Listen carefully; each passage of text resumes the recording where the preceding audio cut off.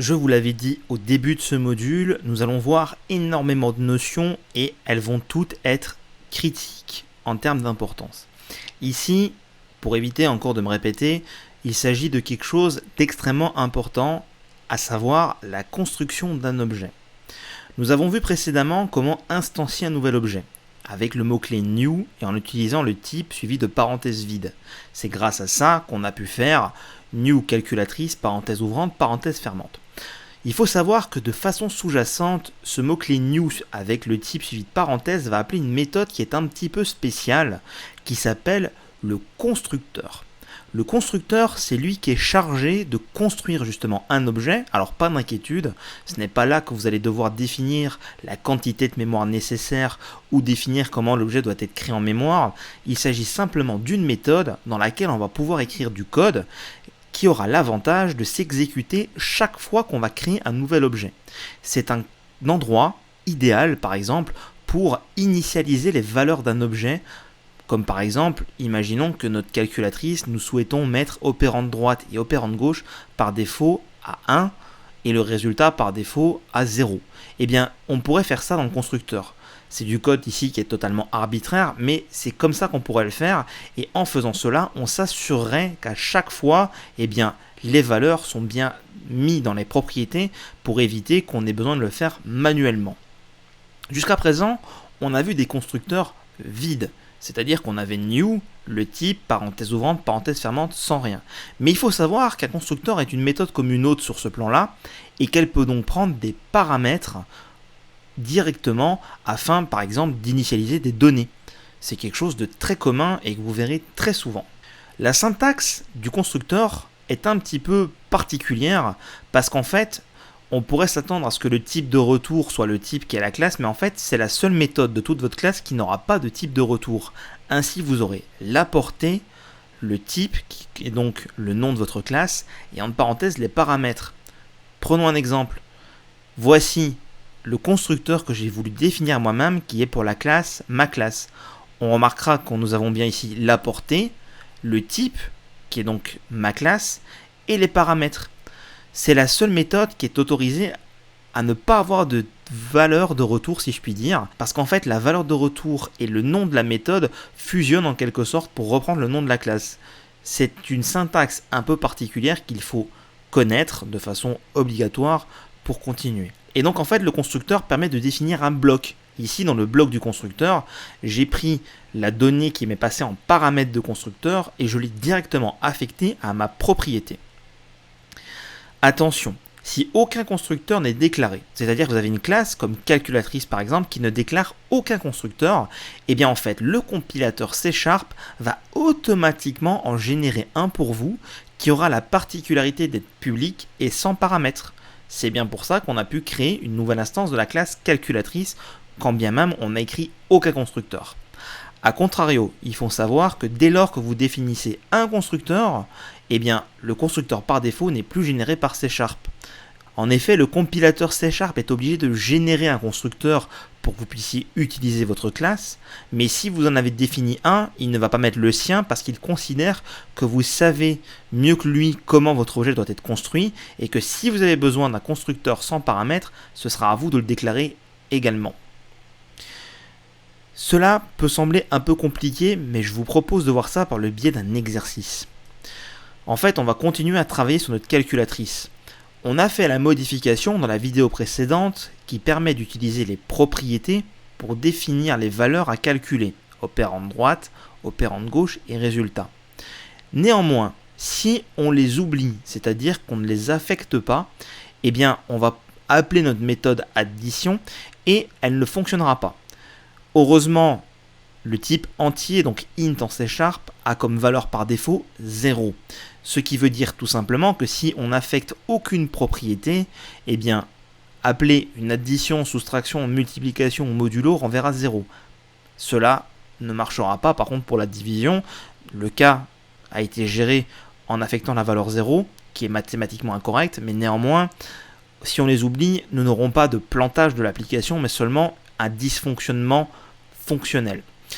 Donc les deux propriétés opérante gauche et opérante droite, afin d'éviter qu'on oublie de les affecter, je vous propose par le biais d'un exercice de faire en sorte qu'elles sont définies lorsqu'on va créer une instance de la classe calculatrice, donc en profitant de la possibilité d'utiliser le constructeur personnalisé de la classe calculatrice.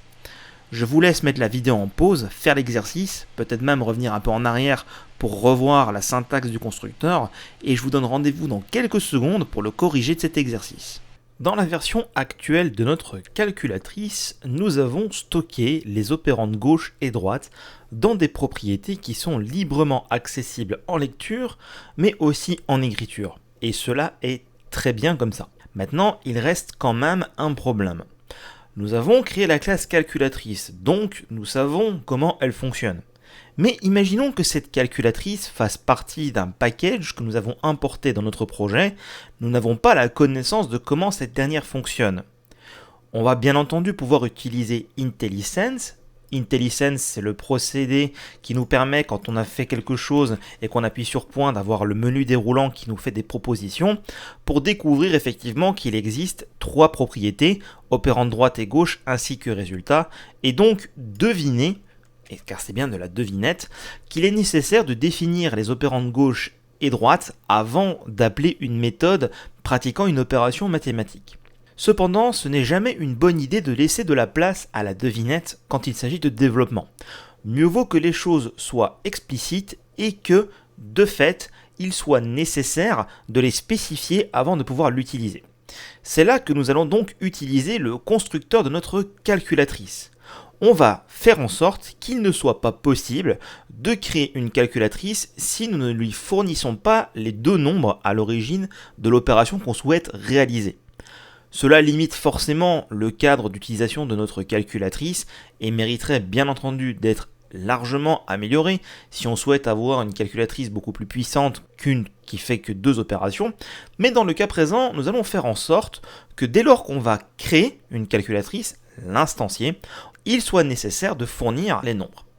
Pour ce faire, je vais me rendre dans la classe calculatrice et je vais donc créer le constructeur. On l'a vu dans les slides, le constructeur est une méthode un petit peu particulière parce qu'il ne définit pas de type de retour et a pour nom de méthode le nom de la classe. Il faudra donc faire ici public calculatrice, les parenthèses et ouvrir les accolades. Il n'est pas nécessaire de créer un constructeur comme ceci, vide et sans paramètres, si on n'en a pas besoin. C'est le compilateur qui va le générer automatiquement pour nous afin qu'on puisse faire un new si on ne l'ajoute pas dans la classe. Cependant, dans les cas où est-ce qu'on va en avoir besoin, comme ici dans le cadre de la calculatrice, il est nécessaire de le spécifier, notamment parce que ici on va avoir l'opérande gauche. Alors attention au nommage des paramètres, c'est toujours avec une minuscule au début, c'est juste que Visual Studio Code me propose ici les mêmes noms que mes propriétés. Donc on va avoir un constructeur qui prend deux entiers en paramètres, opérande gauche et opérande droite, et qui va aller les stocker dans les propriétés concernées. On peut d'ailleurs utiliser Visual Studio Code. Quand je laisse ma souris sur opérande gauche, j'ai ici une petite ampoule et je peux aller cliquer sur Initialize Property opérande gauche, ce qui aura pour effet de me générer ce code automatiquement, qui est exactement ce que je souhaite faire. Et je peux donc faire pareil ici pour opérande droite comme ceci. En définissant un constructeur avec deux paramètres, je supprime par défaut le constructeur sans paramètres, vu que je ne veux pas qu'il soit possible de créer une instance de ma classe sans définir ses paramètres.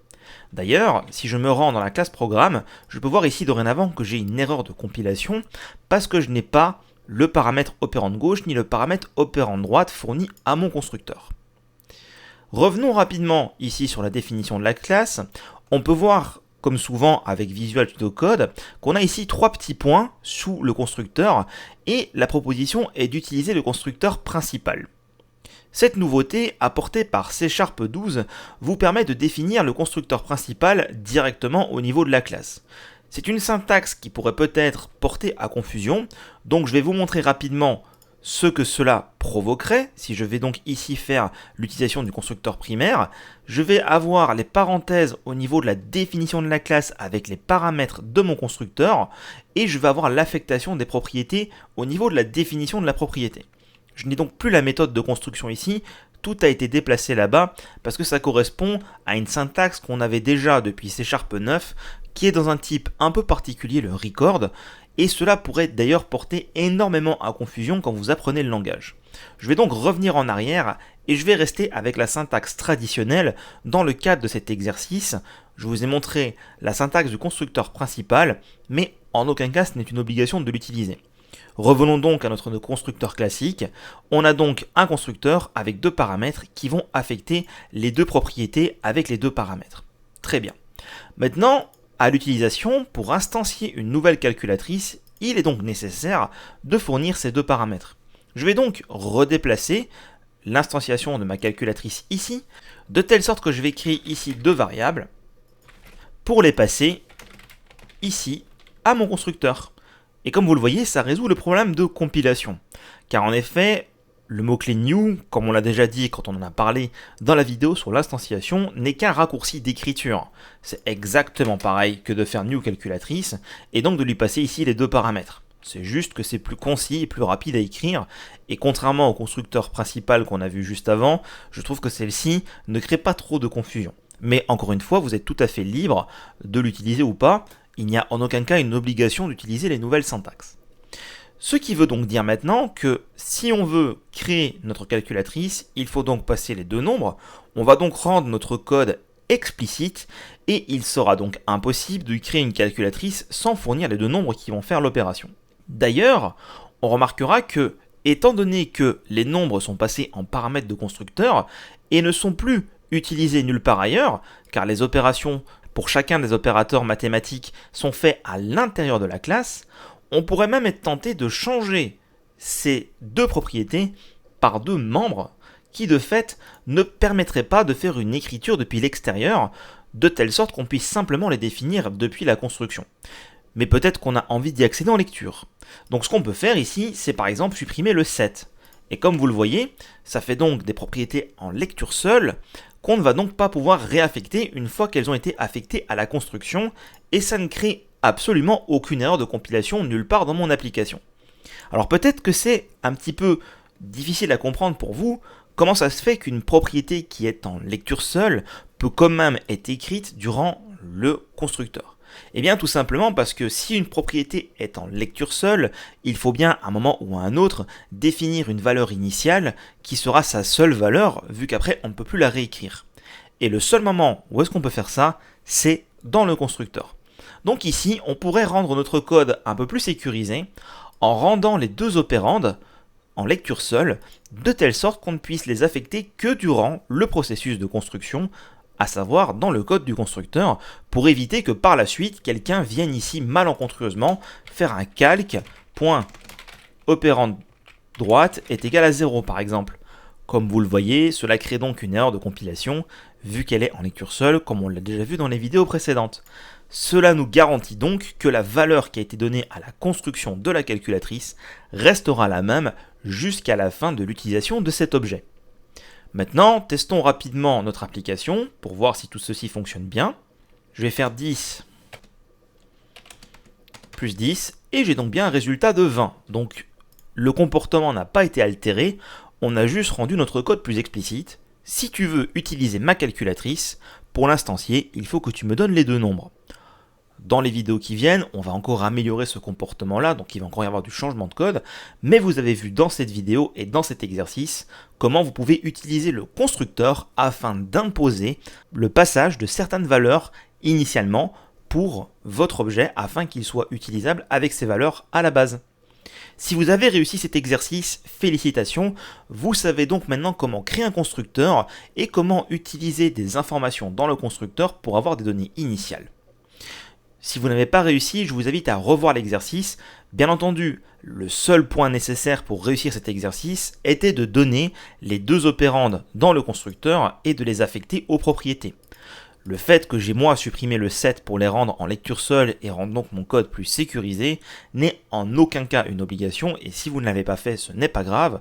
J'ai juste profité du corrigé de cet exercice pour vous présenter cela afin de rendre votre code plus sécurisé et donc plus harmonieux. On verra dans la prochaine vidéo comment on va encore améliorer notre calculatrice, donc ne vous formalisez pas si vous ne l'avez pas fait, ce n'est pas bien grave.